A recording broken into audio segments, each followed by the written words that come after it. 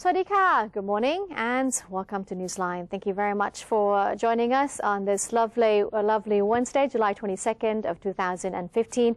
I'm Chalapansa Narula and here are today's news in Thailand Moves Forward.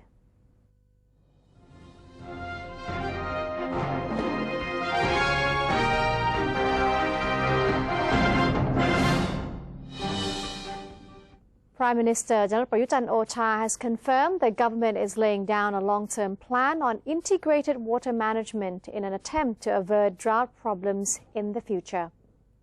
Following Cabinet's meeting, Prime Minister Prayut revealed that the attendants discussed and placed importance on the prevention of drought and management of water resources in an integrated manner, agreeing to include the matter into the long-term national agenda to be implemented through the year 2026. In the initial stage, the Premier said related officials are dredging waterways and expanding reservoirs in order to increase water storage capacity and enable the irrigation system to support the agricultural sector more effectively. As for the assistance of drought-affected farmers, the Ministry of Interior is organizing a supplementary job program for them, while there is also a plan to give out compensation for the damage on crops and produce. In the meantime, the Ministry of Agriculture and Cooperatives has been assigned to disseminate knowledge about the cultivation of alternative crops so as to alleviate the impact from water shortage. General Prayut admitted he is concerned about the creation of understanding amongst the people regarding the government's reduction of water discharge from reservoirs during the drought crisis, saying it is part of the measure to ensure sustainable water supply for the country. He also asked agriculturists to have trust in the government's ability to take care of them. Meanwhile, Major General Wirachon Sukhontapatipak, Deputy Government Spokesperson, revealed that the weekly cabinet meeting had already approved new acts which concern safety issues within the fishing industry. And the cabinet today approved a new set of acts concerning the marine transport of vessels in Thai maritime territory. The acts cover several issues such as vessel safety and crew welfare. With these acts, Thailand now joins with other nations in compliance with the International Convention for the Safety of the Life on the Sea, or SOLAS. SOLAS is an international maritime safety treaty that ensures that ships comply with the minimum safety standard in construction, equipment, and operations. The SOLAS Convention is regarded as the most important of all international treaties concerning the safety of the merchant ships. This now means that any vessel in Thai territorial waters who is in breach of the SOLAS requirement may find themselves subject to the legal proceedings. Finally, Government House would like to remind you about the Bike for Mom event this coming August 16. This event will mark the celebration on the auspicious occasion of Her Majesty the Queen's birthday anniversary. It will be a charity bicycle ride that will take place in every province of Thailand in Bangkok. The ride will be 43 kilometers, starting from the Royal Plaza in front of the Anantasamakom Throne Hall, passing the 1st Infantry Division, then Kasetsart University, then to 11th Infantry Division in northern Bangkok. Before returning to the Royal Plaza, Bike for Mom will start at 3 p.m. in front of the Anantasamakom Throne Hall, with His Royal Highness the Crown Prince of Thailand graciously presiding. The Prime Minister and the Cabinet will take part, along with the citizens from all over Bangkok. We ask all of you to join us and also keep fit for this special occasion. There are now 300,000 people who have registered for this event. Further information can be obtained from www.bikeformom2015.com, or you can call hotline number 1122. Well, many thanks to the Deputy Government Spokesperson for sharing some information, of course, on the Bike for Mom activity. And the Cabinet has approved overseas tours to neighbouring countries by state officials as well in a bid to boost the economy. Tourism and Sports Minister Kun Gopkan Wattanawarankul made known that the officials are encouraged to tour border provinces of neighboring countries but are required to spend their nights on the Thai side during the visit. The move is set to boost border trade and tourism. The Prime Minister's office will announce further details regarding the new campaign. The minister also addressed recently toughened security measures in Don Mueang Airport, saying the rule is in compliance with the International Civil Aviation Organization's regulations. The government has launched its Public Services Handbook as well as a website and a hotline number for people to make inquiries about public services and legal inquiries as well. Prime Minister General Prayut Chan-o-cha on Tuesday presided over the launch of the handbook and the website info.go.th and the 1111 hotline number. The hotline number provides a channel for the public to inquire about the law and to report problems with public sector services. The website provides information about the various public sector services too. The Public Services Handbook provides details of the services offered by state sector as well as associated procedures, required documents and working time frame for each service. People will be able to report cases of state officials not adhering to the Public Services Handbook at the Damrong Tham centers. Also on Tuesday, the Center for Facilitating Convenience in Approval Processes of State Agencies was officially opened at the office of the Civil Service Commission on Pitsulok Road in Bangkok. The center was set up to make sure that people receive service from the state in a timely manner. The Royal Thai Police will be conducting rigorous surveillance against illegal fishing in 22 provinces before the new Fisheries Act 2015 is being enforced in August. A recent meeting among the Royal Thai Police and provincial police units has been held to reinforce the prevention of illegal fishing. According to Deputy Commander, Police General Ek Angsana, the Royal Thai Police has increased the number of police officers by 10 times. They have also been cooperating with the Royal Thai Navy in keeping illegal fishing boats at bay. Police General Ek said he is confident that this would satisfy the European Union. The EU has given Thailand until October to solve its alleged illegal, unreported and unregulated fishing or face seafood ban. And as the European Union earlier issued a warning about illegal, unreported and unregulated or the IUU fishing in Thailand, the Thai government has been putting in a big effort to improve the industry, affecting many fishermen. Kun Suchani Rungmuenporn has more on the story. The seaports in Samut Songkhram province used to be one of the busiest ports of the world's third largest seafood export country like Thailand. But now they became surprisingly quiet after the Thai government had imposed the strict regulations on illegal fishing in the country. Over 3,000 fishing boats remain in port. Fishermen and workers on the trawlers have not been working for weeks as a result of the serious measures being taken by the Thai authorities to regulate the fishing industry. After the final warning or yellow card issued by the European Union in April, Thailand now has not much time to effectively regulate fishing practices in the country.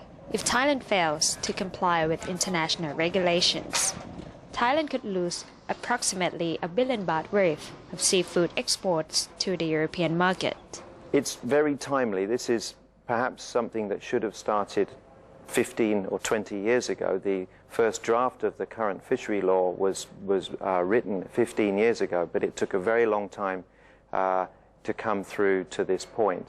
I think we need to recognize that it will take maybe up to 3 or 4 years to put things in place. I would hope that in the dialogue between Thai government and EU that this will be understood. The issue was brought to attention of Thai authorities by the European Union 5 years ago. While there was no overnight solution, the present government has moved forcefully to address all the issues, putting Thailand's fishery industry at risk. Basically, the roadmap that cover with the IUU fishing to make sure that all fishing vessels be legal. Legal means that they have to have the fishing license, all registered, have the vessel permit. They have to do the reported, to capture on the report system having the patrol and also the port in port out control and the vessel monitoring system apply. As a result of these serious measures, the likely destiny of unlicensed vessels is to stay ashore. The problem currently affecting the fishermen are obtaining fishing licenses and the change of regulations applied to fishing crew. The domestic seafood market is also affected as there's less supply. The price of fresh seafood has risen slightly. Fortunately, the stock is still ample thanks to aquaculture. At this crucial stage, Thailand doesn't have much time left to get all the problems solved. Major trading partners are waiting for Thailand to achieve its commitment to totally rid the country of unregulated fishing. Meanwhile, many Thai fishermen are waiting to go out to sea again. Sushani Rumanporn reporting. Thanks to Kun Suchani for that story. Moving on, the National Legislative Assembly whip has reviewed more draft laws that will soon go before the deliberation of the main assembly. NLA whip spokesman Jade Suratranun said that the whip meeting on Wednesday deliberated 3 draft laws which are set to be presented for the main NLA sitting soon. One of the reviewed draft law is related to the operation of the ASEAN +3 Macroeconomic Research Office. Another one is a draft law on the prevention and the solution for teen pregnancy, while the last agenda of the day was the acknowledgement of the draft law on the management of working capital. Mr. Jade added that as the first reading of all drafts has been completed, they will go into the 3rd and 4th readings, which will continue only on Thursday before the NLA whip takes a break next week due to the Asanha Bucha Day and the Buddhist Lent Day. A committee under the National Reform Council has urged for a reform of a law that will help improve the competitiveness of Thai businesses. Chairman of the NRC's Committee on Reform of Agriculture, Industry, Commerce, Tourism and Services, Krekrai Jiraphat, said that Thailand needs to update the Trade Competition Act, which has been put to use for 16 years and still lacks the efficiency it should have delivered. Mr. Krekrai said that an amendment is needed to help equip the law with more mechanisms to promote free and fair business practices while preventing monopoly and level the ground for all. He added that an amendment law will also help prevent major players from engaging in any foul play against smaller competitors and ensuring that the state enterprises will not take advantages on people, the conditions that will boost confidence of foreign business people in Thailand. The next news, well, of course, Bangkok Dusit Zoo. With open arms, Bangkok's Dusit Zoo welcomes its newest members, a newborn Duke Langur and a ruffed lemur. The female ruffed lemur named Kapu was born on May 2nd. It was the first ruffed lemur to be born at Dusit Zoo. Weighing between 3.3 to 3.8 kilograms when fully grown, the ruffed lemur is a species of primates which inhabits the tropical rainforests of Africa. The female Duke Langur, born on May 9th, has been named Phon. The Duke Langur is a rare species that is close to extinction. Hailed by some conservationists as the most beautiful species of primate, the Duke Langur's fur is of 5 colors. In the wild, the animal lives high up on trees in tropical rainforests, as well as mixed deciduous forests in Indochina. Dusit Zoo is the most successful breeder of Duke Langur in Asia. The World Conservation Congress, or IUCN, has listed both species in its red list of threatened species, meaning both animals are critically endangered.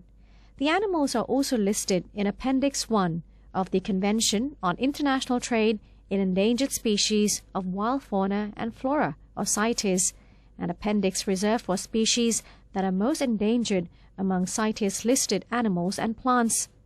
Both species are being displayed at the Dusit Zoo. And that's it for today's edition of Thailand Moves Forward. We'll now have a look at the exchange rates and commodity prices. Newsline will return with international news. Stay with us.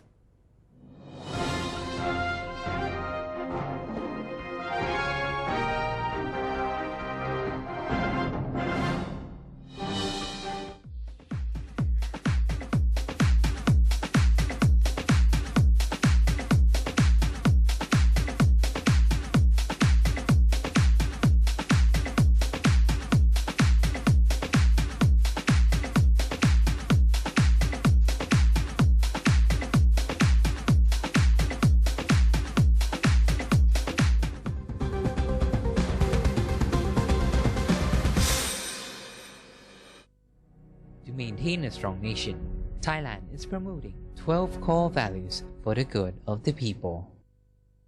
The 11th core value: keeping physical and mental strength, unyielding to evil powers or desires, having a sense of shame over guilt and sins in accordance with religious principles.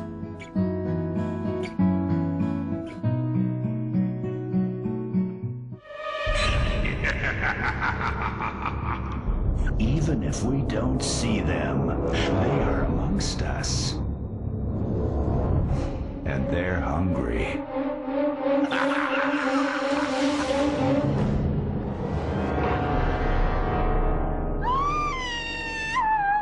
Slay your power-sucking monsters.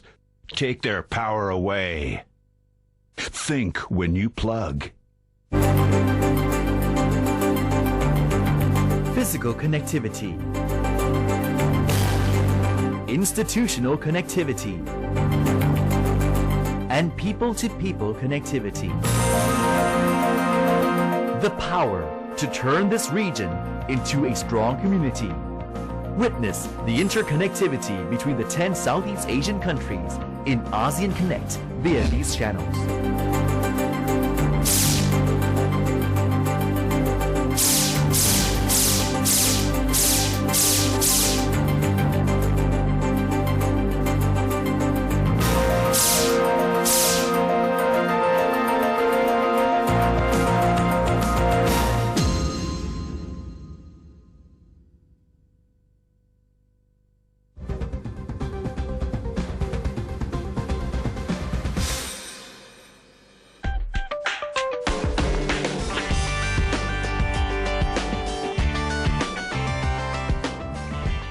Welcome back. You're watching Newsline. When investing in foreign countries, entrepreneurs should consider many aspects, whether it be the law and regulations or government support. Continuing from yesterday, our reporter Kun Panot Sinsap talks to Thai business operators in Cambodia on how they garner support for their businesses' success in Cambodia. Here's the story. The Cambodian government offers support and privileges to foreign investors. And to get a clearer picture of how foreign investors make use of these benefits, we traveled to Kompot province to meet a CEO of a Thai business who has invested in processing Cambodian rice for export. The Cambodian government, they have one important policy for the export rice mill investor. They would like to export 1 million metric tons for Cambodian rice among this year. The CDC condition, like we can have the tax holiday around 6 or between 6 and 9 years. Cambodian rice has a short grain and has a taste and smell similar to Thai rice, and there is clearly potential for it in the world market. The Cambodian government tried to open welcome for the investor outside country, and the competitive status here is not too serious right now. I mean, it's a good chance for the one who have the experience to do the business in Cambodia. So we think this is the opportunity for the investor. In Cambodia, there are a total of 39 banks, and 11 are foreign-owned. To accommodate Thai foreign investors, 3 Thai banks have been established here to facilitate the investment. Here's Krung Thai Bank, or KTB. Mr. Sethayut Manisi, General Manager and Assistant Vice President of KTB branch in Phnom Penh. You can ask to borrow money in Thailand and receive the money in Phnom Penh. This will help you to save on money transfer fees. International money transfer can be done, but there is an additional transfer fee. The bank provides information on restrictions and limitations, along with recommendations and advice on how to register one's business in Cambodia. We also take our customers to meet with their potential business partners and clients as well in Cambodia. Investing in Cambodia is flexible, and especially since the country uses the US dollar as regular currency, which ensures that exchange rate will not fluctuate. Because of this, a growing amount of money is coming from Thai investors. Money transfers from other countries, mostly transferring money from Cambodia back to Thailand, is a huge business. Each year the volume has been jumping a lot. Each month there is about $100 million being transferred back to Thailand in our bank alone, while requests for loans from the bank are growing at a constant 15 to 20% each year. These statistics are just for KTB Bank in Cambodia. With so much support, Thai investors are confident that they can make money in Cambodia. So maybe it's time for business trip there. For NBT World, I'm Panot Sinsap, Phnom Penh, Cambodia. Well, unfortunately, that's all the time we have for today's edition of Newsline. So thank you very much for joining us. And today we end by taking you to enjoy, well, some really interesting pictures, activities, Santas from all over the world engaging in their annual Congress in Copenhagen. I'm Chalapan Sanarula. Have a good one. Swadee ka.